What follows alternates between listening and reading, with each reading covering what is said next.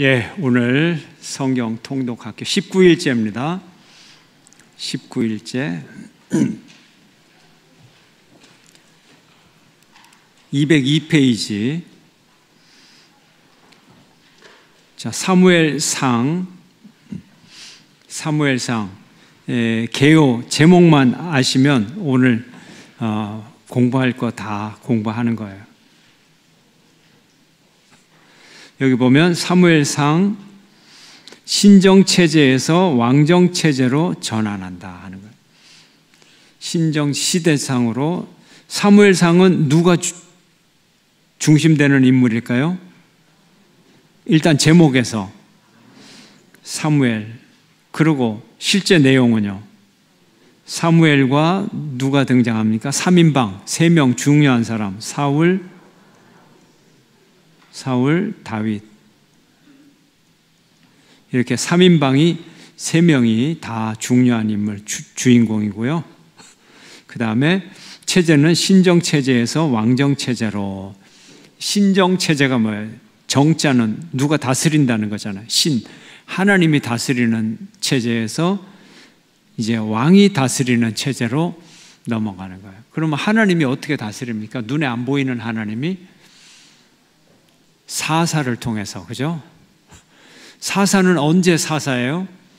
항상 사사가 상비적인 지도자입니까? 제도가 있어서 상비적인 지도자예요? 아니면 위기 때 성령께서 임하셔서 하나님의 일을 위기의 순간에 대행하는 게 사사예요. 1번 상비 지도자, 항상 있는 제도적 지도자. 2번 성령이 오셔서 위기의 때만 지도력을 발휘하는 지도자. 사사는 1번이다 2번이다? 2번. 그래서 신정체제라는 거예요. 신정. 그러나 왕정은 이제 제도가 있고 관료제가 있고 세금도 걷고 부역도 하고 군대 제도도 있고 그런 거예요. 그리고 이제 조금 인간적으로 보면 사울은 조금 불쌍한 사람이에요. 왜냐하면 신정체제에서 왕정체제로 넘어가는 게 그렇게 쉽지가 않아요. 쉽지가 않는데 사울이 1대 왕이잖아요. 아무것도 없는 데서 네가 해라.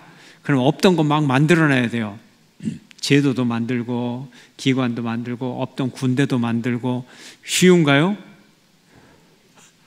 어렵죠. 있는 데서 하는 것도 어려운데 군대가 없는데 갑자기 군대를 만들어. 그럼 부역 소집하면 소집이 될까요? 안 될까요? 안 되잖아요. 그래서 암몬과 전쟁할 때 어떻게 했어요? 소를 각을 떠가지고 너희들 전쟁터에 안 나오면 이렇게 다 찢어 죽여버린다? 이런 얘기예요.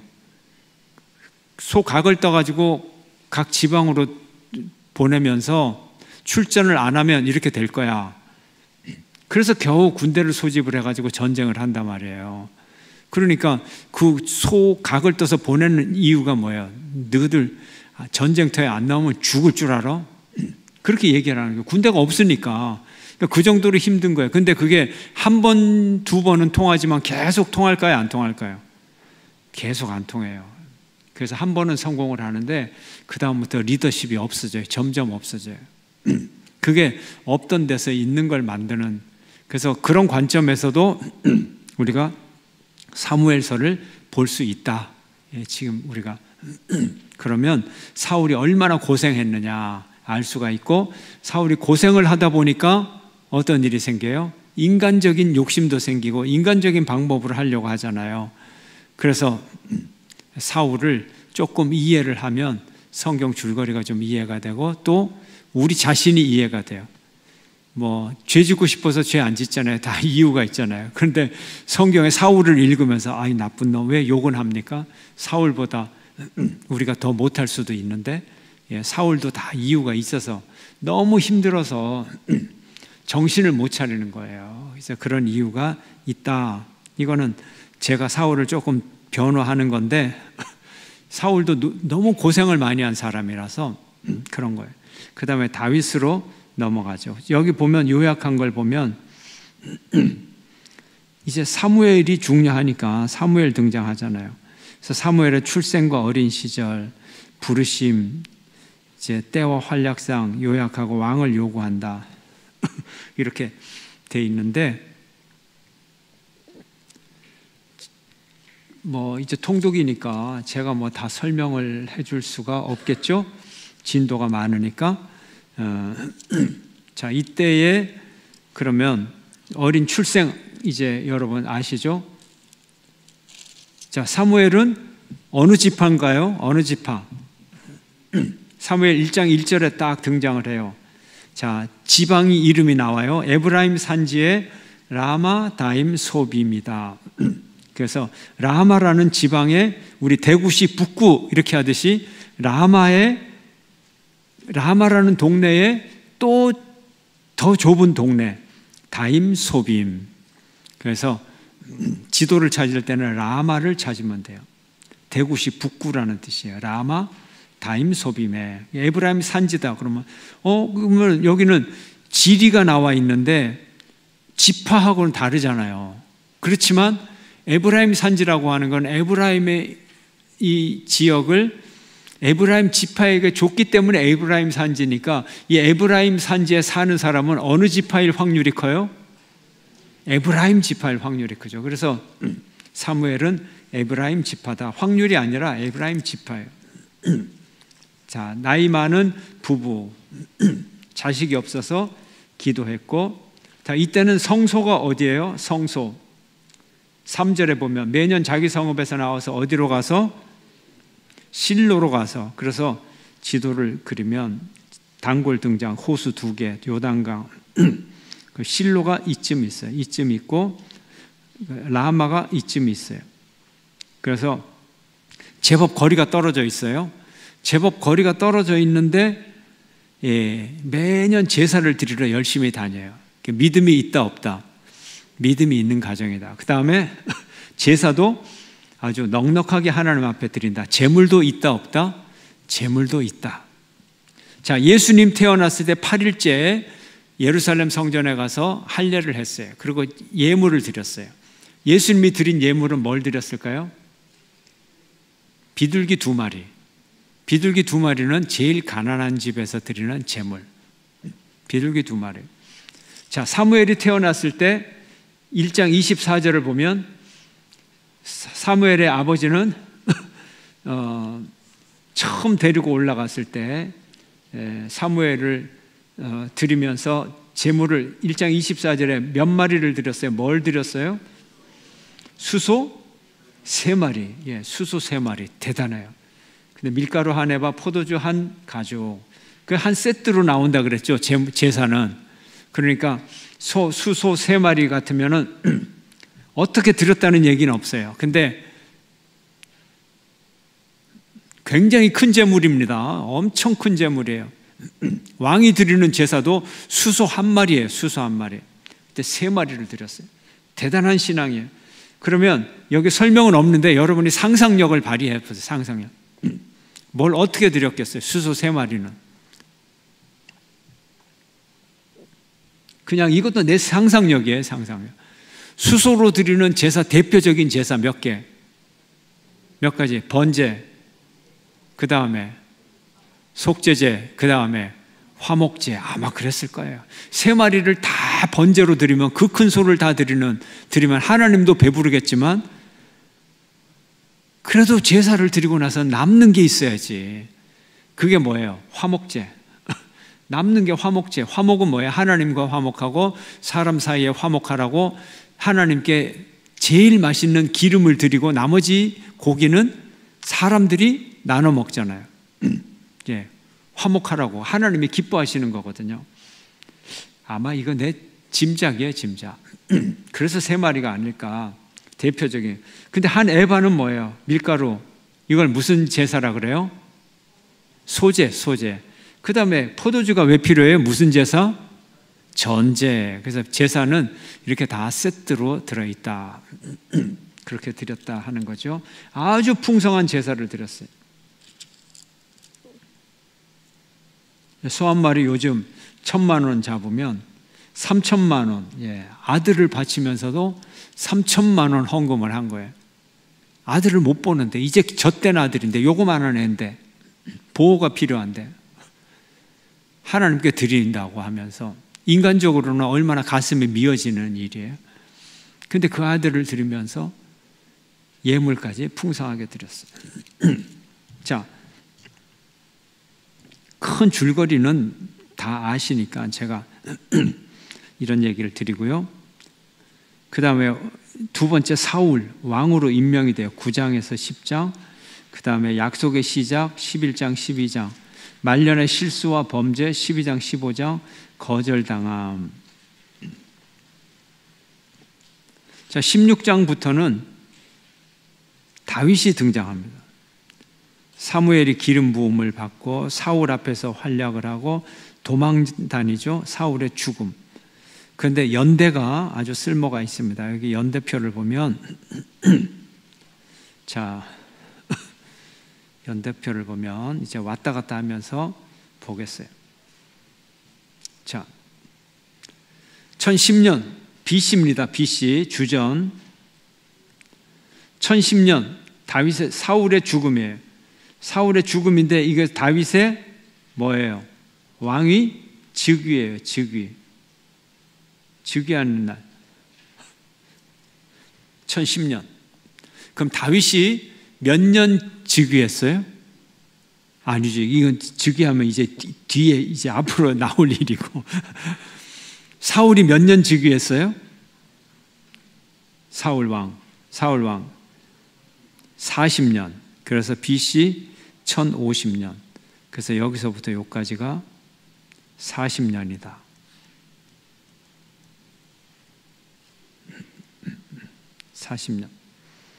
자, 그러면 이제 다윗이 즉위할 때 나이가 몇 살? 30세. 30세면 그러면 30년 전에 태어나야죠. 그러면 BC 1010년에서 30년 전은 몇 년? BC 40년. 다윗 출생. 이렇게 이제 짚어가는 거예요. 그러면 다윗이 사울은 40세에 왕이 됐어요. 40세 왕이 돼서 40년 동안 다스리고 그럼 몇 살에 죽었을까? 80세. 그러면 다윗이 사울 왕이 40세 왕이 됐어요. 1050년. 그럼 1040년에 다윗이 출생했으니까 이때 사울이 몇 살? 다윗이 태어날 때 사울은 몇 살? 50세. 사울이 여기는 다윗은 출생했으니까 0살이고 예, 사울은 50세. 50살 차이가 나는 거예요.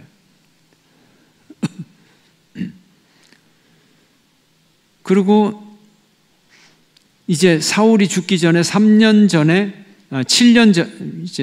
전에 사무엘이 죽어요. 1017년. 자, 사무엘이 죽기 전에 그럼 사무엘이 죽을 때 다윗은 몇 살이었다? 죽을 때 다윗은 몇 살이었다? 23살. 그죠? 다윗이 23살 때 사무엘이 죽어요. 그럼 이때 벌써 다윗은 군대 장관이 돼 있어요. 골리앗과의 싸움이 몇 년일까요? 이 저자는 골리앗과의 싸움은 사실 잘 몰라요. 그런데 다윗의 기름 부음도 연도는 잘 몰라요. 그러나 요 사이에 있다. 요 사이에 있는 건 틀림이 없어요. 요 사이에서 연도를 잡아야 돼요. 소년 다윗, 골리앗과 싸우는 소년 다윗, 과연 몇 살일까요? 유년부에서는 아이들은 다 유년부 자기들만 한 줄 알아. 초등부는 자기들만 한 줄 알아. 초등부. 중등부 학생은 다윗 얘기나 하면 중학생 자기들만 한 줄 알아. 여러분은 여러분 나이쯤 될 것 같아요? 아닙니다. 그래서 저자는 20살이었다. 20살이었다. 이렇게 보고 있는데 몇 년 정도는 왔다 갔다 해요. 왔다 갔다.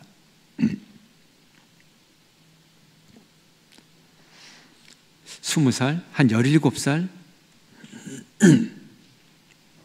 그러니까 웬만큼 큰 거예요. 정말로 다윗이 한 10살 소년이었다. 10살 소년이었다. 그래서 골리앗이 어린아이처럼 오느냐? 이렇게 얘기하나요?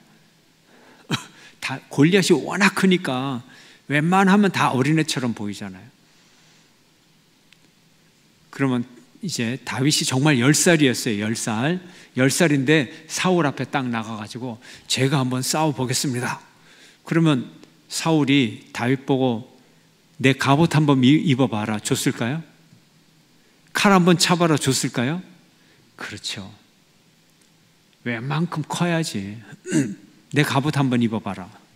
맞을 것 같은데?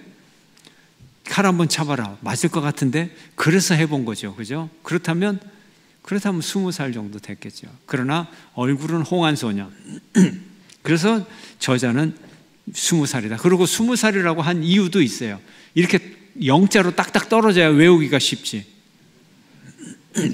그렇죠. 몇 년 정도 다 상상이니까 23살이라고 그러면 누가 뭐라 그래요?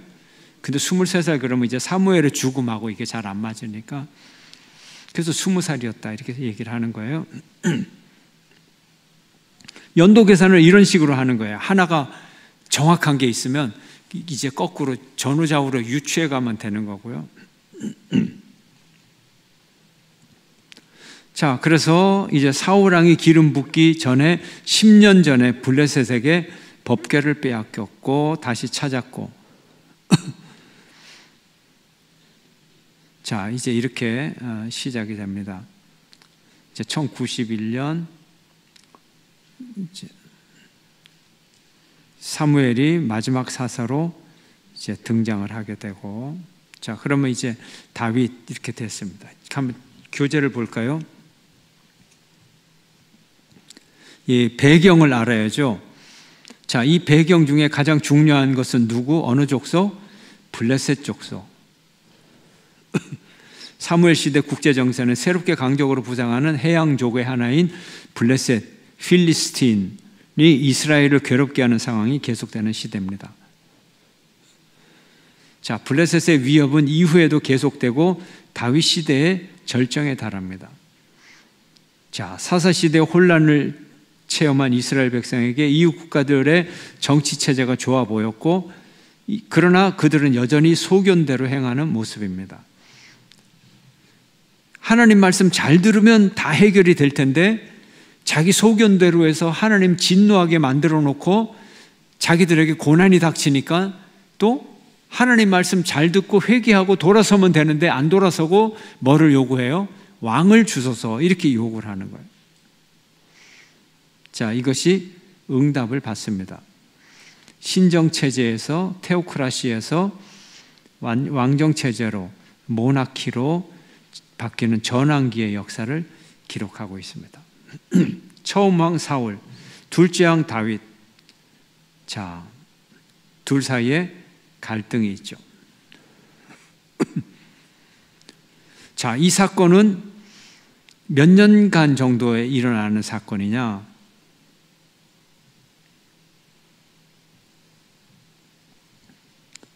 전체적으로 봤을 때 40년간에 걸쳐 일어난 사건들을 기록하고 있다. 사울의 왕위가 40년이니까 사울의 왕위가 40년. 이제 사무엘 하에 가면서 다윗이 왕이 되면 또 다윗의 임기 40년이 또 시작이 되겠죠.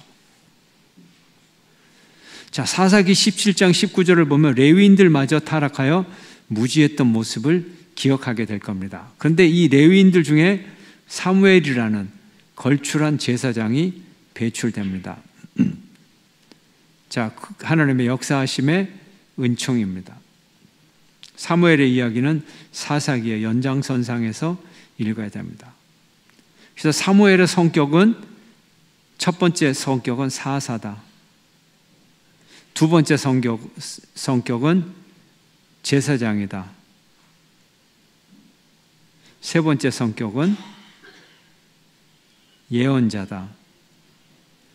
다 갖고 있어요. 모든 성격을 다 갖고 있어요. 사사는 뭐의 전신이에요?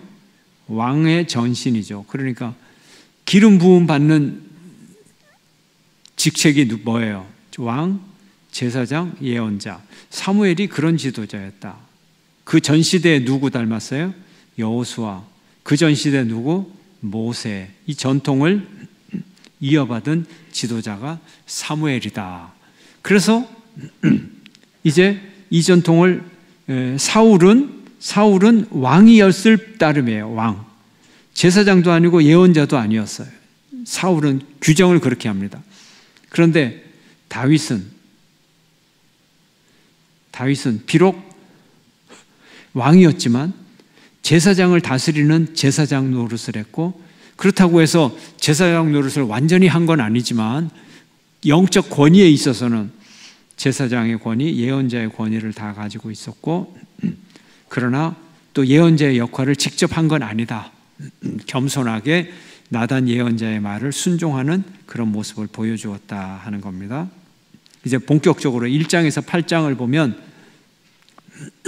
사무엘이 어떻게 태어났느냐.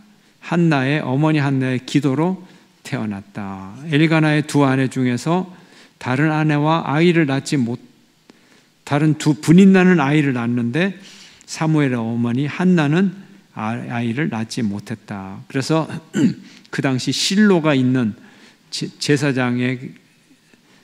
실로에 있는 제사장 엘리에게 아이를 맡겼다. 그 후 고향으로 돌아간 한나는 3남 2녀를 얻게 됩니다. 자, 사무엘은 제사장 엘리 아래서 뭘 자라요? 제사장 수업을 받습니다. 엘리에게 두 아들이 있었는데 그 아들 어떻게 됐나요? 타락한 제사장, 범죄하는 타락한 제사장. 자, 넘어갈까요?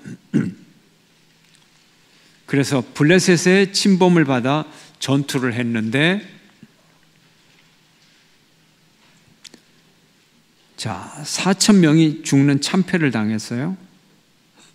그래서 뭘 메고 나가요? 법궤를 메고 나가요. 그래서 이겼습니까? 졌습니까? 졌어요. 이제는 3만 명이나 죽습니다. 그리고 법궤를 빼앗깁니다. 여기에 문제점은 뭐예요? 법궤를 미신적으로 다루었어요. 자, 법궤를 미신적으로 다루었고 하나님의 진노를 사고 법궤를 빼앗겼어요. 저 법궤를 빼앗겼어요. 법궤를 빼앗겼는데 블레셋이 법궤를 빼앗아 갔는데 블레셋이 기분 좋게, 얼마나 기분 좋겠어요? 이스라엘 백성들의 신을 빼앗아 갔는데 어떤 일이 벌어졌나요?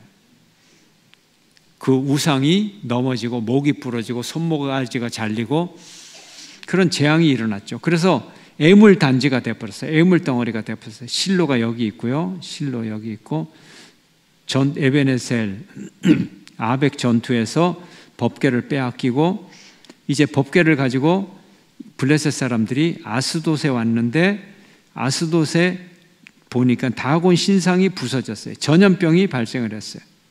그래서 가드로 옮겼더니 가드에 전염병이 또 생겼어요. 에그론으로 옮겼더니 에그론에도 재앙이 생겨서 잽싸게 어디로 가요? 벳세메스로 세술에 법궤를 싣고 벳세메스로 보내요. 벳세메스로 보낼 때 어떤 일이 벌어져요? 전나는 암소를 하여금 그 세수레를 몰게 하는데 사람이 몰고 가는 게 아니라 암소가 스스로 가게 하죠. 근데 전나는 암소예요.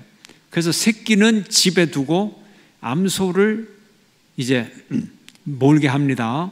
이 암소에게는 내비게이션이 있어요, 없어요? 없어요. 어디로 가야 할지 몰라요. 그러면 암소는 본능적으로 어디로 돌아갈까요? 집으로 돌아가죠. 그리고 집으로 꼭 가야 하는 이유가 뭐가 있어요? 새끼가 있잖아요. 모성애가 있잖아요. 근데 이 암소들이 어디로 가요? 벳세메스로 간다 말이에요. 예, 그런 또 에피소드가 있죠. 그래서 하나님의 뜻이다. 그래서 벳세메스로 왔는데 이스라엘 사람들이 법궤가 오니까 신기해서 법궤 속에 뭐가 들었는지 뚜껑을 열어보다가 몇만 명이 죽어요? 70명이죠. 5만. 그래서 이게 사본마다 다른데 어떤 책에는 어떤 원본에는 5만 70명, 어떤 원본에는 70명. 그래서 5만 명이면 동네 사람 다 죽어버렸는데 그 정도 인구가 아니거든요. 그래서 70명이 죽었을 것이다, 이렇게 생각을 합니다. 자, 그래서 이 법궤, 이제 이런 사연을 두고 법궤가 이제 실로에 두었던 법궤가 빼앗겨서 여기저기 방황하다가 이제 베세메스까지 돌아오고 기랏 여아림에 가서 기랏 여아림에 머무르게 됐다. 나중에 다윗 왕이 이제 예루살렘으로 옮겨요. 사무엘 하에서 다윗이 왕이 되고, 이때 무슨 사건이 벌어져요? 다윗이 춤을 추다가 옷이 벗겨져요. 근데 옷이 내려온 줄도 모르고 그냥 춤을 추는 거예요. 이것을 하갈이 보고 뭐라 그래요? 왕이 채통이 없다, 꼴 좋다 비웃다가 다윗이 뭐라고 화를 냅니까? 내가 여호와 앞에서 춤을 췄는데 네가 짓게 무슨 일이냐. 그래서 그 다음부터 죽을 때까지 미갈에게 들어가지 않아서 미갈이 불임을 했다, 그런 이야기가 있습니다. 성경에 기록되어 있습니다.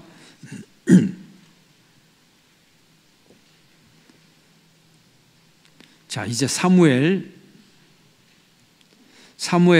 사사로서의 성격을 보면, 자, 205페이지 마지막 파라그라프. 사무엘은 마지막 사사다. 그리고 왕정 체제로 넘어가는 과도기를 잘 마무리하고 명예롭게 은퇴하고 고향 라마에서 선지자 학교를 운영하다가 지도자를 양성하고 마지막까지 하나님 나라를 위해 헌신했다. 감동적인 사무엘의 은퇴사를 보면 복음송의 가사 같다는 거예요.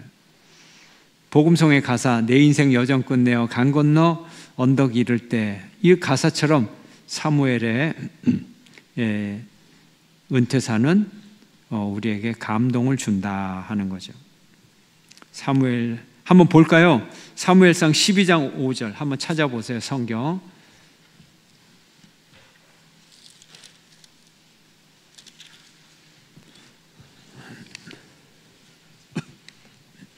사무엘상 12장 5절 함께 읽어볼까요? 시작. 사무엘이 온 이스라엘에게 이르되 보라, 너희가 내게 한 말을 내가 다 듣고 너희 위에 왕을 세웠더니 이제 왕이 너희 앞에 출입하느니라. 보라, 나는 늙어 머리가 휘어졌고 내 아들들도 너희와 함께 있느니라. 내가 어려서부터, 같이 읽어요. 성경 피고. 오늘까지 너희 앞에 출입하였거니와 내가 여기 있나니 여호와과 그의 기름 부음 받은 자 앞에서 내게 대하여 증언하라. 내가 누구의 소를 빼앗았느냐, 누구의 나귀를 빼앗았느냐, 누구를 속였느냐, 누구를 압제하였느냐, 내 눈을 흐리게 하는 뇌물을 누구의 손에서 받았느냐. 그리하였으면 내가 그것을 너희에게 갚으리라 하니 그들이 이르되 당신이 우리를 속이지 아니하였고 압제하지 아니하였고 누구의 손에서든지 아무것도 빼앗은 것이 없나이다 하니라.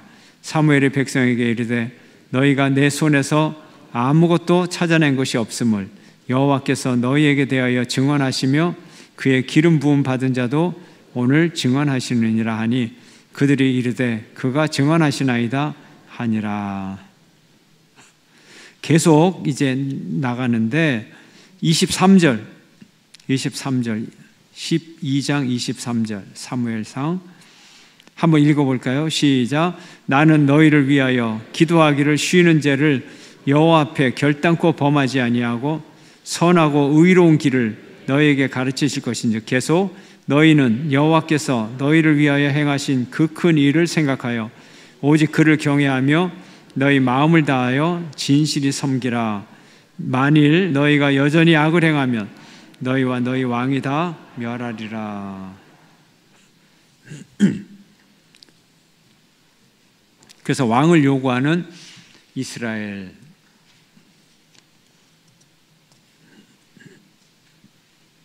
자, 왕의 자격. 교재 206페이지. 교재 206페이지. 왕의 자격이 누군가?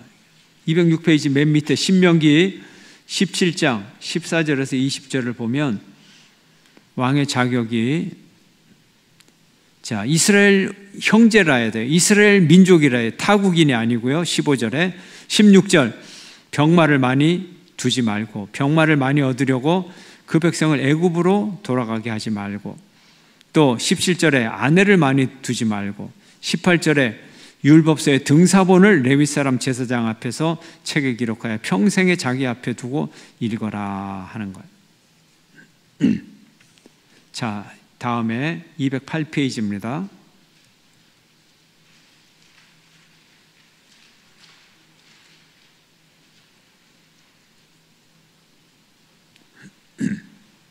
자, 여기도 그 연대표를 이번에는 좀 아래 위로 이렇게 해놨는데 연도는 같아요. 1050년 사울이 기름 부음 받은 왕이 됐다는 거예요. 그러면 1010년까지 왕이겠죠. 다윗이 왕이 됐어요. 자, 1010년 사울이 죽고 다윗이 두 지파를 통치하는 30세에 왕이 돼요. 두 지파가 무슨 지파예요? 유다와 베냐민. 자, 1004년 예루살렘의 수도로 정했어요. 1003년에는 그 다음에 다윗이 온 이스라엘을 다스립니다. 왜요? 7년 동안 여기 1010년에 왕이 될 때 이거는 어디 있었어요? 수도가 헤브론. 예루살렘을 정복하고 1004년에 예루살렘을 정복하고 그 다음에 BC 1003년에 여기는 온 이스라엘, 그러니까 헤브론일 때는 두 지파지만 여기서는 12지파를 다스리는 통일왕국의, 비로소 통일왕국의 왕이 되었습니다. 자, 991년 아주 엄청난 비극적인 사건, 다윗과 밧세바의 사건. 979년 압살롬이 반역을 하고 970년 다윗이 죽습니다. 다윗이 30세의 즉위해서 970년에 죽어요. 40년 동안 다스려요. 그럼 몇 살일까요? 70세. 다윗은 70세에 죽어요. 자, 솔로몬이 이제 왕이 됩니다. BC 970년에. 그리고 966년 솔로몬이 즉위한 지 4년 후에 성전 건축을 시작하고 성전 건축을 7년을 해서 성전 건축이 완성이 됩니다. 931년에 솔로몬이 죽습니다. 자, 한번 볼까요?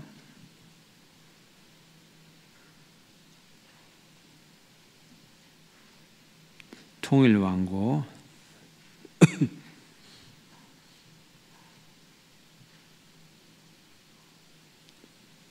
자, 사사시대 신정국가의 꿈은 접어야 했죠. 그래서 왕정이 시작이 됐죠. 사울을 왕으로 세우고 다윗을 왕으로 세웁니다. 다윗의 재임 기간에 많은 사건들이, 중요한 사건은 여호와의 궤를 예루살렘으로 옮기는 것. 그 다음에 예루살렘 정복과 예루살렘 옮기는 것, 법궤를 옮기는 것, 이거 중요하죠. 그 다음에 솔로몬이 왕위를 계승하고 그 다음에 어떻게 되죠? 솔로몬이 다윗은 성전을 건축 준비했고 또 성전 조직을 강화했고 또 전쟁으로 인한 많은 피 흘림으로 전쟁으로 인한 성전 건축의 특권이 솔로몬에게 넘어갔어요. 피를 너무 많이 흘려서 하나님의 전을 건축하기에 자격이 없다 하는 거죠. 자, 그래서 솔로몬이 죽고 931년에 남북 왕국으로 분열이 됩니다.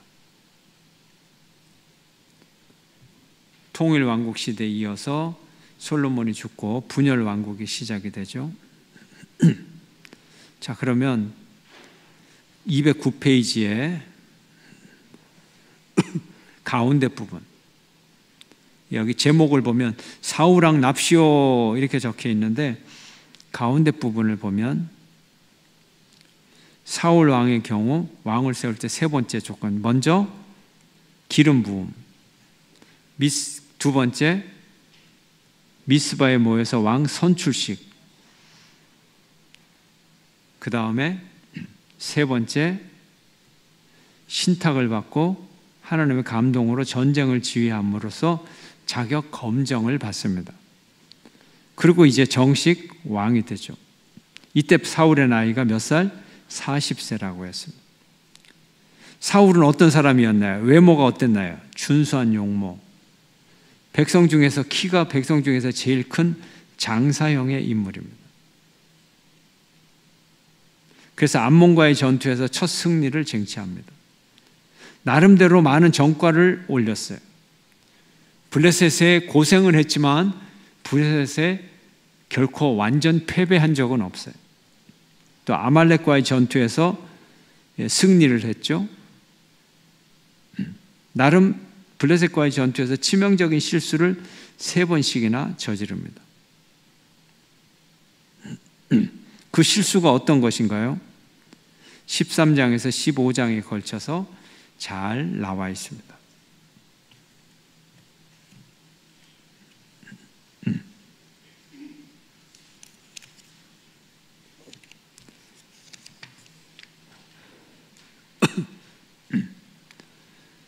자, 사사기에서 신정하고 왕이 세워졌을 때 왕정하고 하나님과의 이스라엘의 관계에 있어서 차이점이 뭔가요?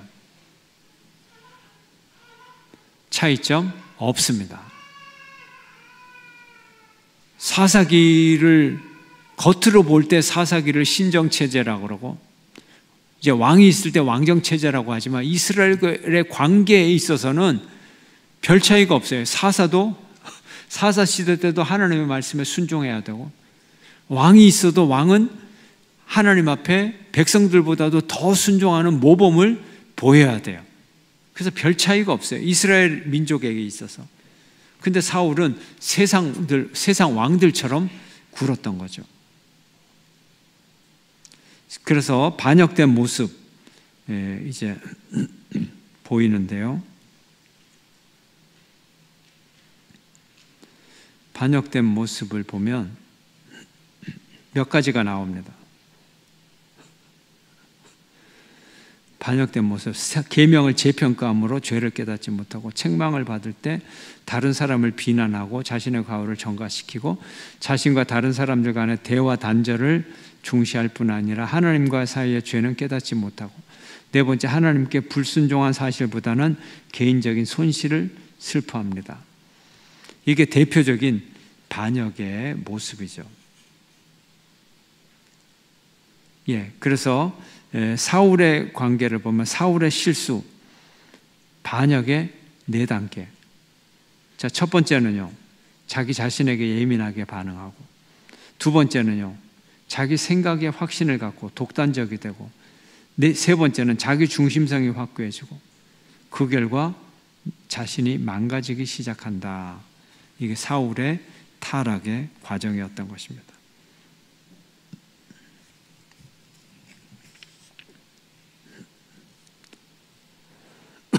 자, 212페이지. 여호와의 영, 사울에게 여호와의 영이 떠납니다. 구약의 성령은 212페이지 가운데 사울을 떠나는 여호와의 영.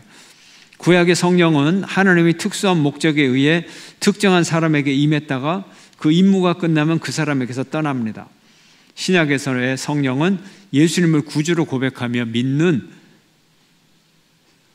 세례를 통해 모든 세례 받는 자가 다 같이 선물로 받습니다.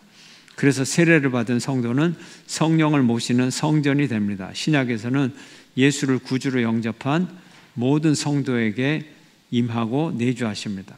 하나님의 마음은 사울에게서 떠나 다윗에게로 옮겨갑니다. 성령이 떠난 사울은 악신에게 시달리게 됩니다. 그래서 이번 주는요, 여러분들이 이 사무엘상을 읽고 또 역대상을 읽고 시편을 많이 읽게 됩니다. 시편 잘 보시기를 바라고요. 214페이지.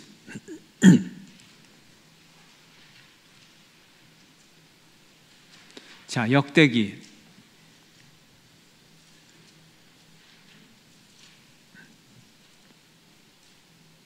역대기 1장에서 아까 이제 옆에 나왔던 도표 오른쪽이 드디어 시작이 됐어요. 1010년, BC 1010년 사울 왕이 죽고 다윗이 왕으로 즉위를 했죠. 자, 1003년에 법궤를 옮겼다 그랬죠. 이제 7년 후에 솔로몬이 991년에 출생을 했어요. 그 다음에 979년에 압살롬이 반역을 합니다.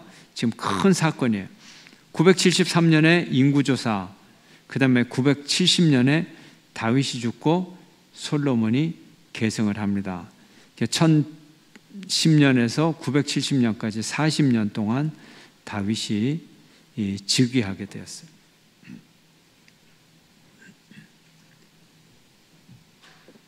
자, 줄거리 따라가기 214페이지.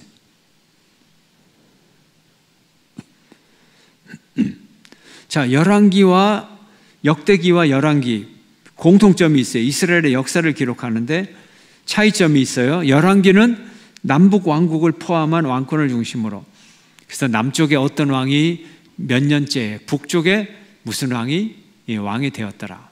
또 북쪽 이스라엘 왕 무슨 왕 몇 년째, 남쪽 유다 왕 누가 왕이 되었더라. 그래서 북쪽 왕 남쪽 왕 계속 비교되면서 나가요. 열왕기. 근데 역대기를 보면 남왕국만 나와 있어요. 왜 남왕국만 나와 있을까요? 남왕국은 유대 왕국, 누구의 정통성을 이어요? 다윗의 정통성을 잇는 역사다.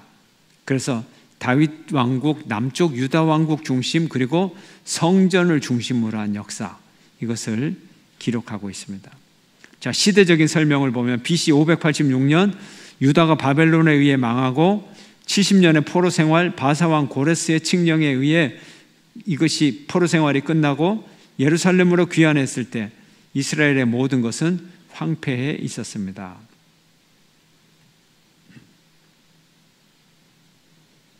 자, 역대기의 저자가 누구인지 확실히 모르지만 보통은 포로에서 돌아온 제사장 출신 학사 에스라라고 추정을 합니다. 에스라가 역대기를 썼을 것이다, 이렇게 추정을 하고요. 자, 역대기에는 남왕국의 역사만 포함시킨다. 왜? 정통성 때문에. 이스라엘이 하나님의 선민이라는 정통성을 확립하기 위해서 그렇습니다. 성전을 중심으로 하는 신앙사관에 의해 기술한 역사서, 이것이 역대기입니다. 제사장 사관, 역대기의 강조점은 성전과 그에 관련된 예배의 순수성, 예배의 규정과 질서, 우상적 예식 등에 관해서 하나님의 영광을 높이는데 그 초점이 맞추어져 있습니다. 역대기상 전체 29장 중에서 족보 부분 9장을 빼고 11장부터 29장까지는 다윗에 관한 기록인데 주로 성전을 건축하려는 다윗의 열정을 중심으로 기록하고 있고, 다윗은 사울의 비극적인 죽음이 있은 지 7년 동안 헤브론의 수도를 정하고, 그리고 여부스족의 손에서 결코 빼앗아 본 적이 없는 예루살렘이 전략적으로 중요하다는 것을 알고 있었습니다. 그래서 훌륭한 전략으로 예루살렘 성을 정복하고 도중에 불운한 일들이 있기는 했지만 그 결국에는 언약궤를 예루살렘 성으로 가져오는 기쁨을 맛봅니다. 그리고 성막을 영군이 대신할 수 있는 전을 건축할 것을 계획하고 나단에게, 선지자 나단에게 내가 그 건물을 짓겠습니다. 그래서 격려를 받습니다. 하지만 하나님께서 뭐라 그래요? 너는 피를 많이 흘렸으니 내 전을 건축하지 못할 것이요, 누구를 통하여?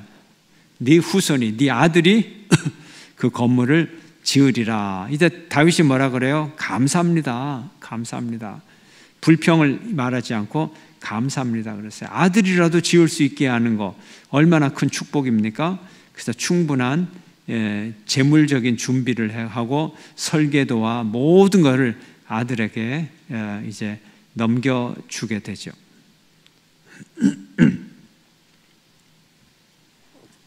자, 다윗은 그의 후계자로 지명된 아들 솔로몬에게 그의 모든 힘과 마음과 뜻을 다해 온전히 하나님을 따르도록 감동적인 권면을 하고 온 나라에게도 그와 똑같이 할 것을 부탁합니다.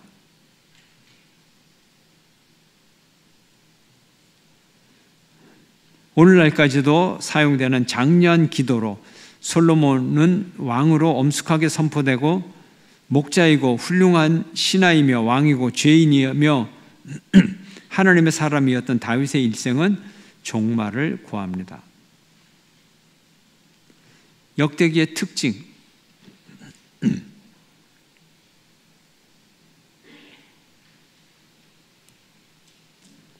역대기의 특징 네 가지. 사무엘서나 열왕기상보다 심판성이 더 강하다. 신성이 인간적 측면보다 강한 책이다. 또 역대기는 선지자적 관점에서 기록한 책이라기보다는 제사장적 관점에서 쓴 책이다. 제사장은 어디서 일해요? 성전을 중시했으니까. 자, 또 왕의 선함과 악함의 기준이 레위기적 제사법에 기준하여 성전 예배를 함양하는가 무시하는가 방해하는가가 그 판단의 기준이 된다. 세 번째, 첫 9장은 사울 왕까지 내려오는 이스라엘의 민족의 정체성을 규정하는 족보로 구성되어 있다. 다윗과 솔로몬을 주로 부각시킨다. 네 번째, 악한 왕보다는 선한 왕을 더 부각을 시킨다. 역대기는 분열 왕조 역사에서 오직 남왕국의 정통성만 인정하여 남왕국의 역사만 기록한다. 역대기의 현대적 의미는 무엇인가요?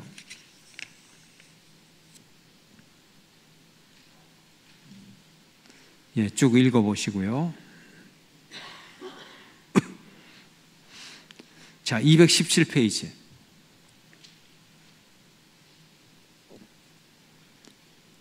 자, 족보 나오고 역대상 10장에 보면 사울의 최후가 기록되어 있고 또 이제 계속해서 사무엘상 17장부터 사무엘상 31장까지 사무엘상 다윗의 왕정에 대해서 설명을 합니다.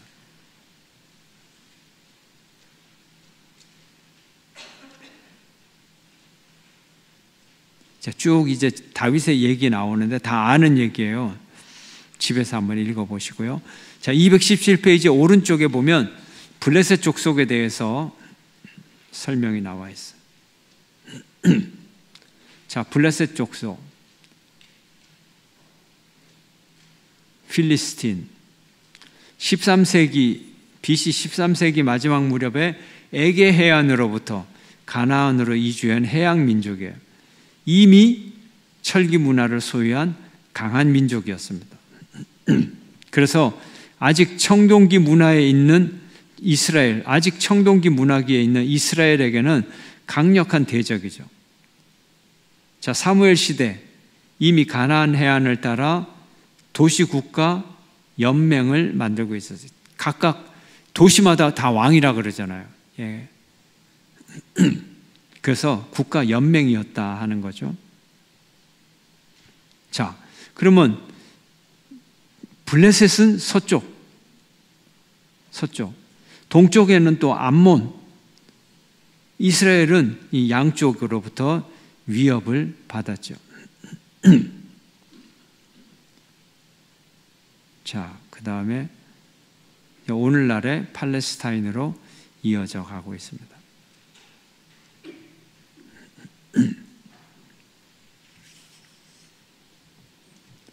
쭉 다윗의 생애에 대해서 나와 있어요. 사울의 쇠퇴, 그 다음에 218페이지에 사울 왕, 사무엘상 19장에 보면 21장까지 도망자 신세가 되는 다윗의 모습입니다.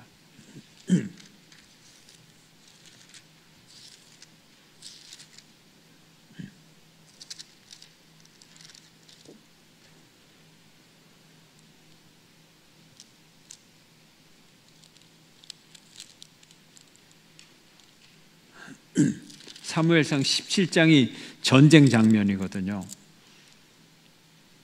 그 다음에 18장에서 벌써 사울이 악령에 시달리고 19장에서 사울이 다윗을 죽이려고 하고 20장부터 벌써 다윗은 도망자가 되어서 도망을 이제 10년 이상을 도망 다니게 되죠. 아까 연대표에 의하면 20살에 골리앗과 싸웠고 30살에 왕이 되었다 그러면 10년 동안을 도망자 신세가 되는 거죠. 30살에 왕이 될 때까지.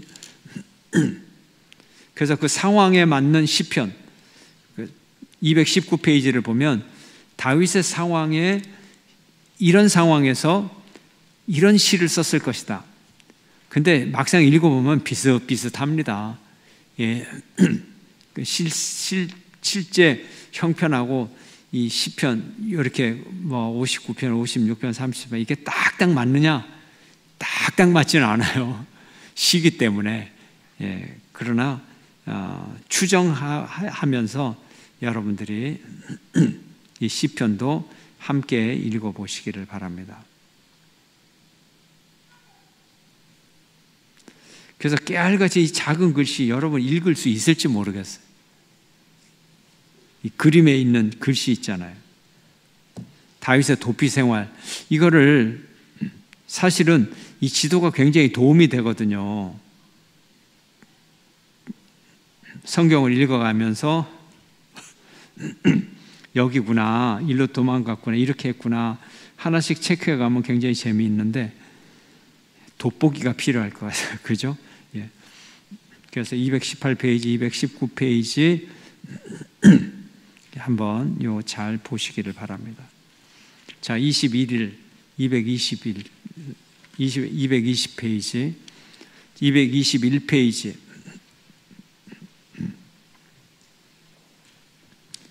사무엘하입니다. 사무엘하 연대표 다시 한번 보면 기준이 뭐예요? 사울의 즉위 이제 BC 1010년 1010년 15년 전에 다윗이 기름을 부었다고 치고, 자 1003년에 예루살렘 정복, 다윗과 밧세바의 사건이 BC 992년, 그 다음에 991년 솔로몬의 출생, 압살롬의 반란 979년, 다윗의 인구조사 973년, 솔로몬의 즉위 970년. 이걸 그냥 대충 보세요. 대충 보시고 즉위 날짜 이거는 정확하게 좀 외우세요. 즉위 날짜와 죽은 날짜 이거 아시면 도움이 될 겁니다. 그래서 밑에 설명에도 반복되어 있어요. 사무엘하에서 다윗의 왕권에 대해 기록합니다. BC 1010년의 왕으로 즉위하여 40년간 통치합니다. 헤브론에서 통치가 시작되어서 곧이어 북쪽 이스라엘 지파까지 확장이 되어서 예루살렘을 점령해서 통일 왕국의 온 이스라엘의 왕이 됩니다.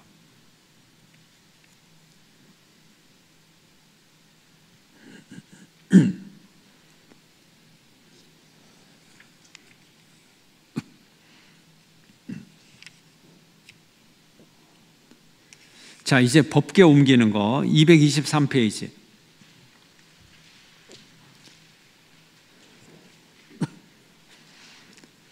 자, 223페이지 보면 지금 그 북쪽 이스라엘 지파 10지파 내지 11지파하고 남쪽 유다하고는 처음부터 통일 왕국이 되기 전부터 색깔이 달라요.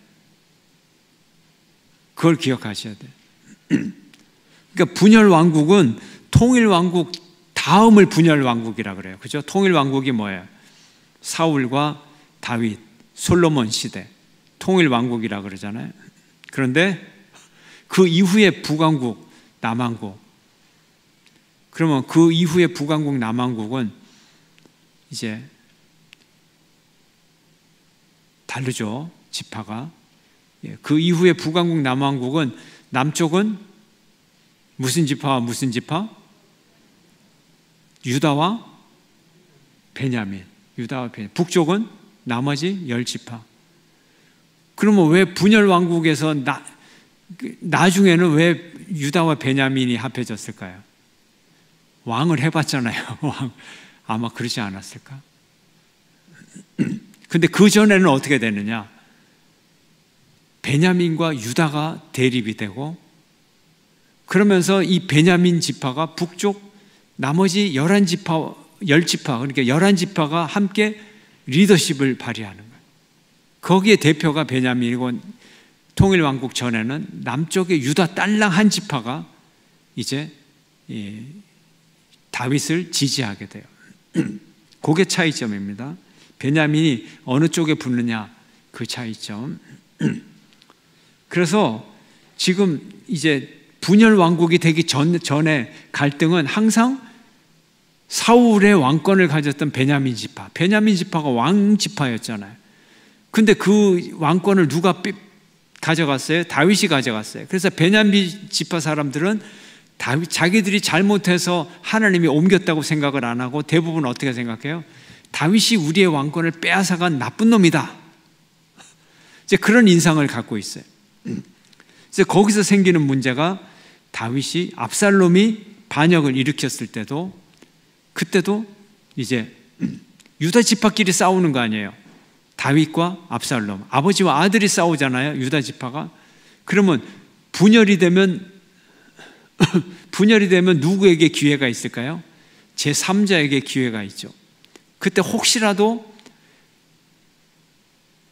베냐민 지파가 다시 부흥을 하지 않을까 기대하는 사람도 있고, 또 베냐민 지파 중에는 이때가 기회다, 한번 다시 왕권을 회복해보자, 이제 그런 때도 있죠. 그래서 사무엘 하를 보면 이 압살롬의 반역이 자세하게 나오는데, 거기에 여러분이 압살롬이 어떻게 왕권을 쟁취하려고 했고 어떻게 실패를 했느냐, 그거 포인트 한번 보시고, 압살롬의 행동 줄거리를 한번 보시고, 그리고 두 번째, 다윗이 어떻게 행동을 했는가, 다윗의 행동을 한번 보시고, 세 번째, 기타 사람들, 특히 베냐민 지파 사람들이 어떻게 반응을 했는가, 베냐민 지파. 그리고 또 뭐가 남았죠? 넷째, 요압. 그래서 여러분이 이 뒷부분을 보면서 이 다윗이 망할 것 같이 도망갈 때에 베냐민 지파 사람들의 하던 행동하고, 압살롬이 죽고 나서 돌아올 때에 이제 다윗을 저주하고 욕했던 사람들이 어떻게 두 손을 싹싹 비비면서 또 용서를 빌고 아부를 했는지, 그런 과정들. 그래서 압살롬의 반역의 과정, 또 압살롬의 반역에 참여했던 사람들이 어떤 행동을 하는가, 누가 참여했고 누가 나중에 어떤 행동을 했는가. 두 번째, 요압 장군이 어떻게 행동을 했는가. 그 다음에 세 번째, 지금 누구 얘기했죠? 베냐민 지파의 사람들이 어떻게 행동했느냐. 그 다음에 네 번째, 이 모든 것을 보면서 다윗이 어떤 결정을 내리고 했느냐. 요 네 주체를 가지고 한번 보시면 될 거예요. 그냥 쭉 읽어도 되지만 처음부터 의도를 갖고 요압의 행위를 보겠다, 압살롬의 행위를 보겠다, 베냐민 지파가 어떻게 한 게, 이 모든 주체에 대해서, 세 가지에 대해서 다윗은 어떤 결정을 내리느냐. 그러면 이제 이 사건들이 이제 여러분에게 더 리얼하게 다가오게 될 거예요. 그래서 요압 같은 경우는 시도 때도 없이 자기 권력을 강화합니다. 그리고 요압은 아주 포악하잖아요. 그죠? 아브넬을 죽일 때 다윗이 뭐라 그랬어요? 이 깡패 같은 놈을 내가 다스릴 수가 없도다, 그렇게 얘기했거든요. 그래서 이 요압을 누구한테 맡겨요? 솔로몬에게 맡겨요. 솔로몬에게 맡길 때 요압의 나이는 어떻게 됐을까요? 이미 늙어졌고 세월이 흘러서 정치적인 지형이 많이 변했겠죠. 그래서 솔로몬이 요압을 처치를 하죠. 예. 그런 모습들, 예, 거기에 주의해서 읽으면 이제 여러분들이 24일까지 쭉 읽으실 수 있을 거예요. 그 다음에 다윗의 시편, 또 성전을 하나님 앞에 드리고 다윗이 죽으면서 이 예물을 다 준비하고 하나님 앞에 드린 기도, 여러분들이 잊지 마시기를 바랍니다. 또 시므이, 베냐민 지파 시므이의 저주, 이런 것들을 보면서 시므이를 또 다윗이 요압처럼 솔로몬에게 부탁을 합니다. 그래서 결국 시므이가 나중에 솔로몬에 의해서 처벌을 당하게 됩니다. 그래서 아들에게 좀 짐을 지어준 격이 있어요. 자기가 정치적으로 예민한 일들을 다윗이 앞장서서 하지 않았어요. 그것도 다윗의 특징입니다. 자기가 힘이 있어도 정리하지를 않았어요. 특히 요압같이 폭군이지만 요압이 조카잖아요, 조카. 누이의 아들이니까 그 누이가 손윗 누이인지 손 아래 누이인지는 성경에 나와 있지 않아요. 그런데 요압이 나이나 이런 걸 보면 성경에는 나와 있지 않지만 다윗보다 손 위가 아닐까. 그래서 그렇게 교만하게 행동하지 않았을까, 그런 생각을 해봅니다.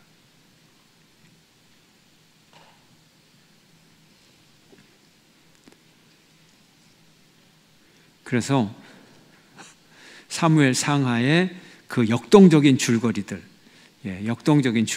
사람과 사람 사이에 서로 주고받으면서 권력을 어떻게 유지하고 밀고 땡기고 하는 모습들, 정말 살아있는 역사를 읽는 것 같아요. 여러분들이 이 재능이 있는 PD라면 드라마를 누구든지 읽으면서 내가 드라마를 제작하면 이런 관점에서 제작을 한번 할 수 있겠다.